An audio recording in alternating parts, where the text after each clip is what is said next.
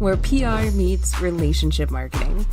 Real talk, real leaders, and real results. We're cutting through the noise to show how credibility, connection, and consistency builds brands that endure. So whether you're an overwhelmed digital marketer, a business owner trying to stand out, or a thought leader ready to just level up, welcome to the long game. Because building something that lasts takes heart. So let's welcome your host, Jeremy Knopf and Jessica Suter. Let's go. Yay, yay! It is Tuesday, which means it is a long game day. And today we're talking all about sales. How do you feel about sales? If you feel awkward or that it's heavy, exhausting, and you just don't like trying to sell, you are not alone. Don't worry. But today we're going to be joined with a guest, Aleasha Bahr, the author and founder of the Black Sheep Sales Method, that's going to be talking about maybe the problem with sales is all because you just aren't selling the way that is aligned for you, the right way of doing sales, and some of the obstacles that we can overcome. But I'm excited for Jeremy and I to dive in with the one and only Aleasha Bahr. Welcome, Aleasha. Hi, I am so excited to be here. Thank you for having me. Oh, we are excited as well. I know we've met at Abundance Worldwide with Sean. Yes. Hosted the event last year, and he was also the guest on the show last week talking about the abundance mindset. And this is so aligned with the abundance mindset of growing your sales in 2026 and how you can do that and achieve more abundance. But I've just been in awe of your journey and how you show up and help people learn how to sell the right way. But I also love that you call it the Black Sheep Sales Method. So I would really love to hear from you. Like, how did this come to be? What is the whole Black Sheep Sales Method about, and what's the origin story? Yeah. So, I mean, I always, I got into sales and I really was successful just by selling like a natural. So whenever you talk to someone who is naturally good at sales, you're like, what do you do? And they're like, well, I don't really sell. And everyone's like, cool. How do I imitate that? And so it's something that if it comes naturally to a person, they never had a reason to put words to. But whenever I had a marketing agency for a while, and while I had the marketing agency, I noticed that there was such a big gap in sales training for owners, for people who weren't your classic sales personality, but needed to sell their thing in order to make money and get their idea off the ground. And so I started doing sales consulting. And when I first started doing it, I didn't really know exactly what I was going to do. But I would talk to people about their offer and they would say, oh, okay. So I would say, this is what you do. And they'd say, oh, I really like how you said that. And I'd be like, okay, let me just write that down for you then. And I'd say, well, for your offer, and like, you're talking to this person, are you asking these questions? And they're like, no. And I'm like, okay, let me write those down for you too. Right. And then there started to be these patterns in the framework. So the same way that like status quo sales has the agenda setting and the permission to sell and the, silence after the investment and all of these different pieces, there's actually patterns in the Black Sheep Sales Method that are just less salesy because everybody's familiar with agenda setting now, and they're familiar with permission selling now, and they're familiar with the silence after the investment. And so it just feels like you're talking to a salesperson and it feels like pressure. So this is modeled after a more natural conversation. And it's for the person who's not the classic salesperson, who's charming and aggressive and pushy and just like a dog with a bone on the sale, like they're gonna get a yes. So as far as Black Sheep, I one day was talking to my clients and I was like, man, there was something that I said no to in my family and I got a lot of crap for it. And I was like, man, I'm just so tired of being the black sheep in my family. Like it's a bad thing that I just don't fall in line. Like that I just don't honor that. I don't want to do like this is toxic. No, and my client was like, me too. And I talked to a couple other clients and they were like, me too. And I was like, hold on. Because, in marketing, you're always trying to figure out who am I targeting? And I realized that a lot of the people I was working with also had this unique take on whatever they were doing that sort of pissed off their industry peers too. So it just made sense. And I was like, you know what? I'm going to make this a positive because it is a positive. And that's how it seemed to land with people. They really seemed to respond well to it. And it's hard just in the sales world where there's so much of the same thing. Mm-hmm. So it's like, yeah, the black sheep sales is the person who's not selling like a douchebag. Love that. So I've seen a bunch of different approaches to sales, Aleasha. Yeah. You know, I kind of cut my teeth on like early Tom Hopkins, if that gives you any idea. Okay. Got started with this, but I've seen, you know, that the Zig Ziglar, like those are all kind of like a standard 80s, 90s, 2000 bucket. And then you've got like Warren Claff with a completely different approach to it. So like, what exactly does your process look like compared to those? Because obviously each situation or each model has its own strengths and weaknesses. How does your approach differ from some of the things that people may be more familiar with? Yeah. So I actually don't know Warren Claff. So I don't know what his approach is, but it's very different. I mean, could you tell me about it? So he's the guy that wrote, what is it called? Pitch Anything. And basically he's got a specific way that he sets it all up. And it basically takes away the fear by saying, oh, well, this is exactly like everything else, but here's this one difference. And here's why it's going to change the situation completely, blah, blah, blah. And then presents all the information and then basically just steps back completely insouciant. And, you know, you let them come back to you. So it's almost kind of like, look, if you want it, great. If you don't, great. So it's a very different dynamic. Frankly, it's an approach I've never figured out how to make work in the world that we work in.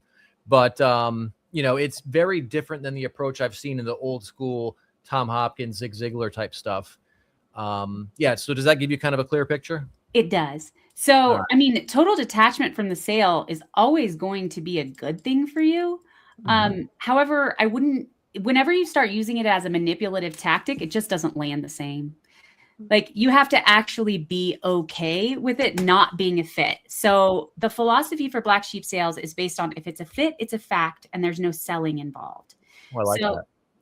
Thanks. It's just you should trademark that term, by the way. I know. And I should trademark pitch weaving, which we're going to talk about later. Yeah.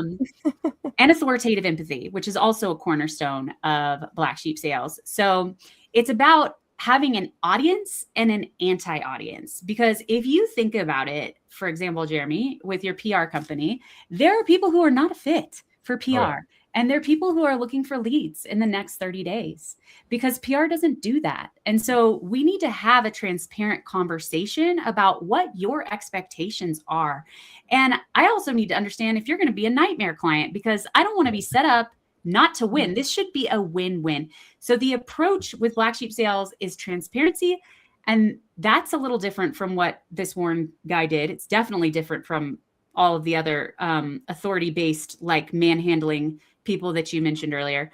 And then it's also a very collaborative conversation, which is very different. So usually the status quo sales conversation is like some discovery that almost sounds like an interrogation, like rapid fire questions. And you are not supposed to talk. You let the prospect talk. And if that prospect asks you a question, you say, you know what, there'll be time for questions later. I'm asking the questions now, right? And then you get to the, okay, now let me like sum this up. This is what you're looking for, blah, blah, blah. And that's what we do. Would I be allowed to share that with you? Well, yeah, that's why they're there. That's why they scheduled the call. And then you go into this pitch where only the salesperson is talking. So at no point is it a collaborative conversation. And it makes it uncomfortable. Like, have you been in a sales conversation where you're getting rapid fire asked questions and you're like, you know, I want to know what the hell you do? Like that kind of feeling. So it's a lot more fluid, and it's really missing a huge opportunity to seed in what you do. Like if you're only talking about what you do in the pitch section, like that's a lot of pressure on one section where one person's talking and the other person's only listening, like kind of, because they're expecting you to be exaggerating anyway. And So, and they're just waiting for their turn to finally ask questions because they haven't gotten a chance the whole time. So it's just like not as effective, basically. I love that. So it sounds like to me, when you've got the kind of getting all the info from them and then doing your pitch, there's a degree of imbalance there. And I feel like during the pitch, they're going to be kind of not as receptive. They're kind of like looking for, where's the red flags? What are they going to hard sell me on? All that shit. But your approach seems to me like, because there's more constant going back and forth, there's a little bit more connection there. Conversation. It mimics an actual conversation, like where two people that. are talking instead of this strange format that is so unnatural. And the questions you're asking, like in the back and forth, it is important what the back and forth is about. Like we're not just sitting here shooting the shit. I'm getting specific information about what you're looking for and what your experience has been. And does this line up for you? And does this feel different to you than what you've tried before? And things like that are going to give you important information for the sale, because when you're just pitching alone, just talking away, basically to yourself, you have no idea if what you're saying is landing. And you get to the end and then you're like, does that make sense? And they're like, yeah. And then they ask a question that makes it clear that it did not make sense. Or you say, do you have any questions? Which is just so open-ended. You have no idea if anything you said landed. 100%. I love that you take that conversational approach. That's something we do at Now as well. We do a deep dive, like discovery questionnaire before they even have the conversation with us, right? And then so we can get some intel, start doing some research. But there's so much that's uncovered by just having a conversation. Like, what are you looking for? How can we best serve you? Like, what's your end goal? And then like how to frame what you're even trying to sell to the individual versus just already having something made up in your mind that you're just pitching out. I think that's what comes from the conversation and your approach to it, and feeling more natural. Then it doesn't feel like a pitch. It is definitely a conversation, a discovery before you can even write something up. So I love this method and how you've crafted it. And I'm excited to be working with you even more and doing this with our clients as well.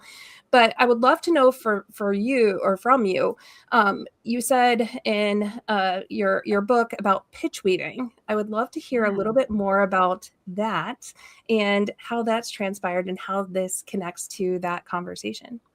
Yeah. So pitch weaving happens in the discovery portion of the conversation. So like we were saying before, that it is a missed opportunity. Like people's guards are down in the discovery part of a conversation. They're not expecting to be sold. So being able to give them that insight into how your expertise would adjust their experience and their results.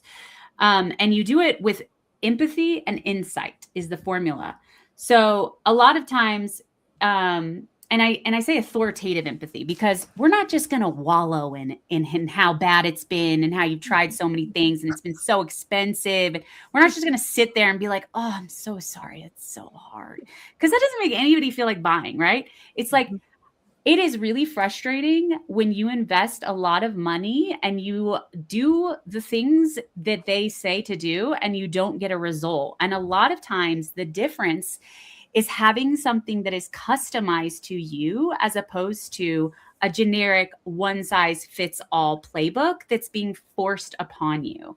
And then you can ask a follow-up question to that. Have you worked with somebody who's customized something to you before? So you're getting feedback on, because sometimes people just keep on rolling and they have had something customized to them. So that didn't land. And you need to say, well, what did they customize? And talk about it deeper. So I mean, the main reason that people don't move forward is the lack of clarity. And it's because they're assuming something about what you're saying and you're assuming something about what they meant instead of just clarifying. Mm-hmm. So you've talked about the detachment side of things. Let's talk about what makes that so important, but also how do we get detached from it, right? Especially the newer entrepreneurs where maybe they're at a point where they don't have enough revenue yet. They're really trying to get out there and make things work. It's kind of hard for them to get detached in the way that they need to be. So what advice do you have for folks? Yeah. So, I mean, it's something that is easier said than done. I will say that the black sheep sales framework gives them more criteria for detachment. So knowing who your anti-audience is, who do I not want to work with, and being able to methodically go through that criteria with somebody. So like, how much time do you have a week to invest in this? And then you're able to say, oh, that's more than enough. Or you can say, okay, well, you're going to need at least this much. Is that realistic for you? So you can hear if they don't have enough time, then you want to be honest with that person that it's not a fit. So the detachment is around genuinely understanding if this is what this person needs right now. And if it's not, being okay with giving them a different resource. It's not so much this manipulative takeaway, like, well, I don't even think you can have, have you experienced that close where it's like, I don't even think you're serious or like a fit for this. And it's to get the person to lean in and then sell you on themselves or whatever.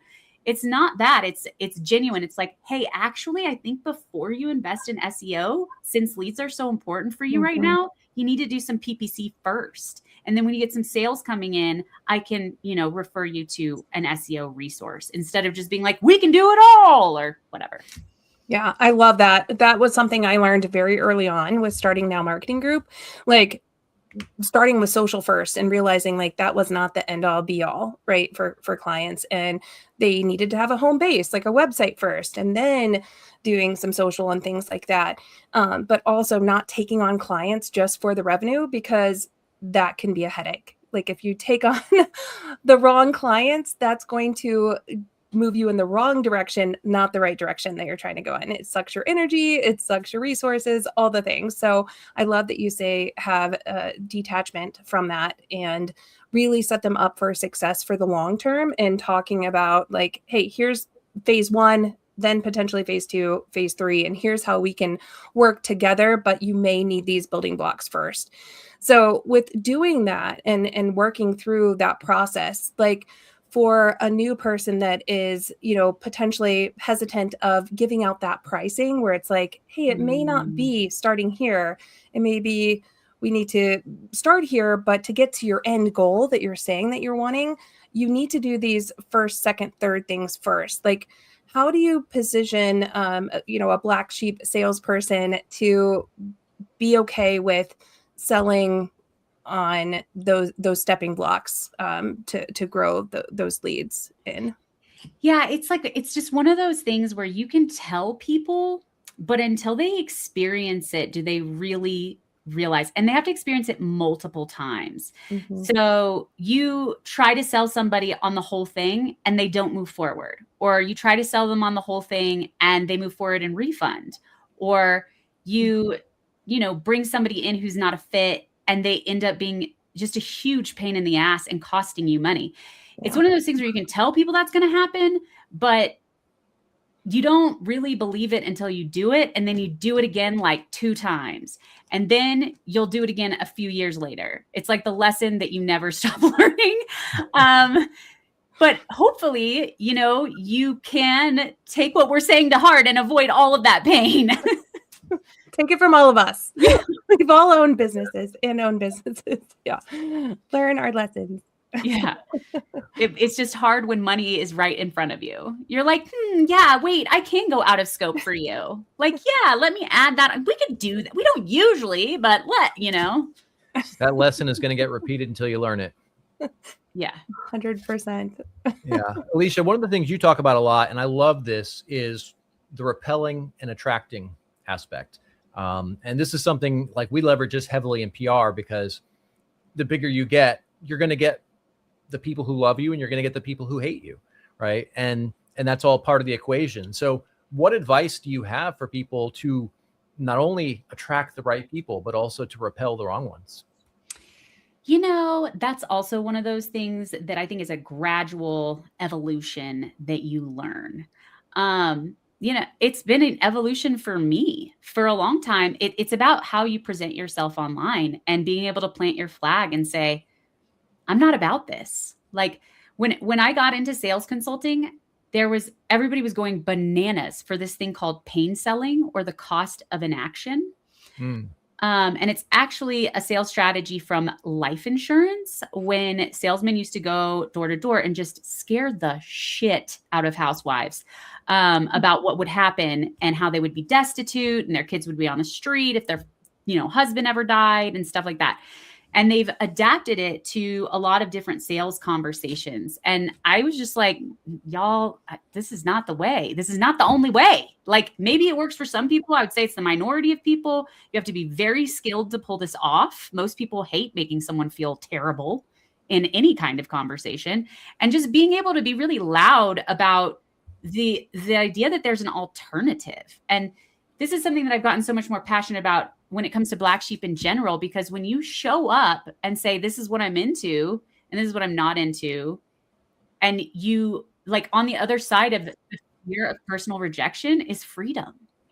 Mm. Like, you're able to say like this, I don't know, like if you are a fan of just relentlessly pursuing profit as your only goal, that's not me. Okay.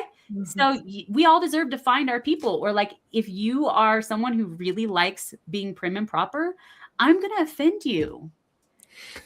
Like, you deserve to be with someone who is super buttoned up and like no shame to it. It's just about fit.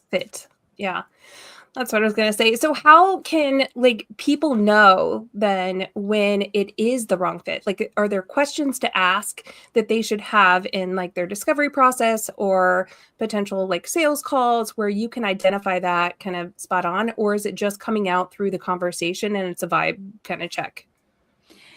I mean, usually you do get a vibe, I will say. And that's something that your gut gets way better the more you do this. But you have a gut instinct even in the very beginning, like, but usually when working with a client, it is about understanding that criteria for fit and not a fit, and then designing questions around it. Mm-hmm. So, I mean, one of the big ones for you, Jessica, is like, when do you need that result? What result are you looking for? So you can check if it's realistic, and when do you need that result would be a big one. And then do you have somebody on staff who can get us assets and stuff? Because if you don't have that, it's going to be really hard. I mean, for Jeremy, I can only imagine that it's about having a brand of some kind. Do you have a message? Do you have an audience? If you don't have that stuff, I can't really, work with you yet. You need to work with someone else on that stuff first. So in the discovery process with a client, I get really deep into like the best way to understand this is who are the people who are really happy with the results? And what are the patterns? And who are the people who are not happy with results?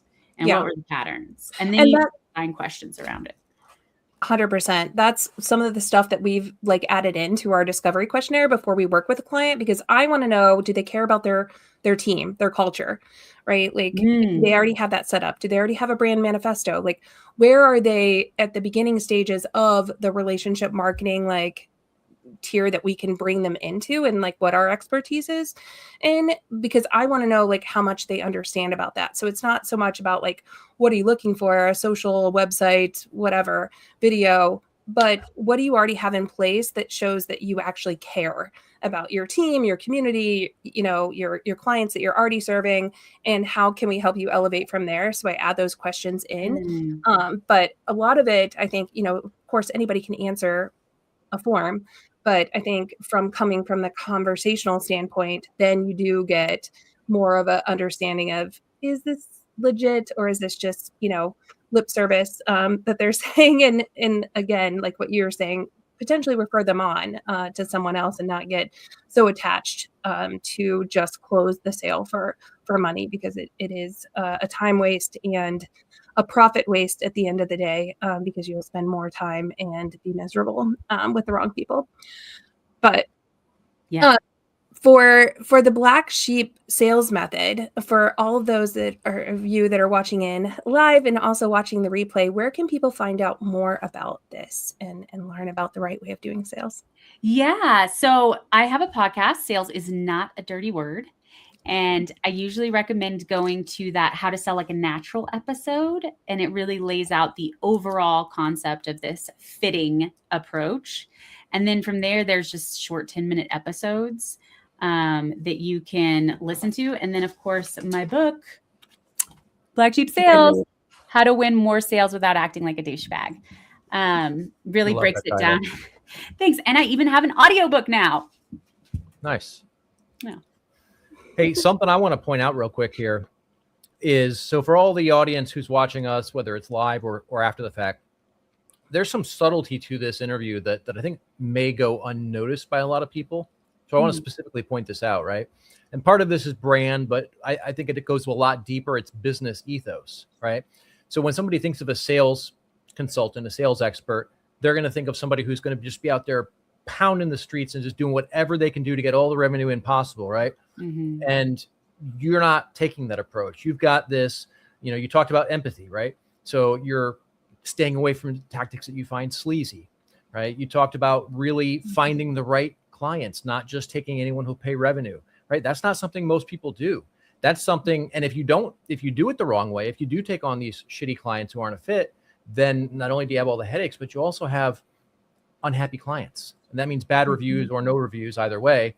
But like, this is just an example of really living true to the brand that you're talking about. And, that's something that I think a lot of people may not really pick up on the subtlety of that, but you're living what you're talking. Yeah, absolutely. I mean, it's really important to me. Every time I've ever worked with someone, they take less sales calls and they make more sales every single time. So efficiency for the win. Yeah. I mean, a lot of people like to say sales is a numbers game, and it is a numbers game in the way that, like, I take this many calls and this many convert. And so blah, blah, blah. But a lot of times people are like, well, I take 10 calls and I convert 2. So if I want 4 sales, I need 20 calls. And it's like, no, there's something wrong with who you're targeting or your messaging or your offer if you're converting like that. And people can feel that difference when somebody is just treating you like a number, as opposed to excitement that you're actually the person that this is my sweet spot. This is my zone of genius. Yeah. And I love what you're doing, and this is why, and how to support it. People can feel that difference. They can feel when you get excited about it. And that's what makes them want to leave a review, but also refer you on. And I think I read a stat, correct me if I'm wrong, but like with using this method, your black sheep sales method, or just being a good human is how I like to describe it. Like you're saying like 80% of your clients are closing. They close 80%. Yeah, it happens every time. Yeah. That is an insane closing ratio. I mean, when you can communicate your value to the right person, like a lot of people there's also this issue where people focus too much on deliverables. They don't ask a lot of questions that help them understand where the other person's at. So, and they don't know which parts to talk about. So they're kind of just telling them everything. There's all kinds of things that people are accidentally doing. Yeah, because they've been taught the wrong way of selling for a long time. I remember just in my telecommunication days, it was all about like the technology. I'm like, nobody cares how it works. They just want to know, when we first days of telecommunications, when text messaging and photo messaging and data were coming out, they didn't care how it worked, but they cared that, I can actually respond to my company emails while being at my son's soccer game and still be in contact. Like that's what resonated with them, not how the technology worked. But you have to speak in a language that also is going to, resonate with the person that is trying to get something accomplished that they aren't able to accomplish right now, but speak in their language. You have great instincts, Jessica. And this is what happens a lot, is that some sales expert is like, no, this is what you have to do. And they're like, they think that they know, and they think that this is the way, and they like can't hear anything else. And it's about their agenda versus the salesperson, the prospect's agenda. And Agreed. It's not that you let the prospect just take the call and run it, but you definitely want to understand what that person cares about and tailor the conversation to that. 100%. Yes. Love it. So, well, Aleasha, if people want to find out more about you, I can't believe it's already been 30 minutes that we've been on this call. And I'm excited to chat with you tomorrow because we'll be working with Aleasha and Now Marketing Group as well to help more of our clients discover this black sheep sales method. But Aleasha, where can people find out more about you? Yeah, I would say, the podcast, and also I'm on LinkedIn. I think that's like my main social media that I like. So find me over there. I mean, DM me. I'd love to talk to you about things. But if you are finding that you hate sales, it's probably because you're doing something unaligned or you don't have a strategy at all and you're just winging it. Yeah. Definitely.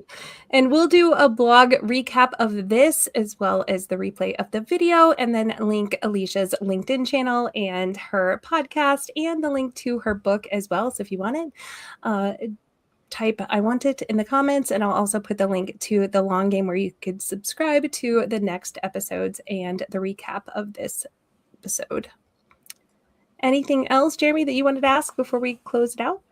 No, I would just encourage the audience to go connect with her on LinkedIn. And I haven't seen your social yet, but from what you've shared on this interview so far, I can tell people are going to learn a lot from your content. So I encourage everyone to go check her out, follow her, and check out the podcast too.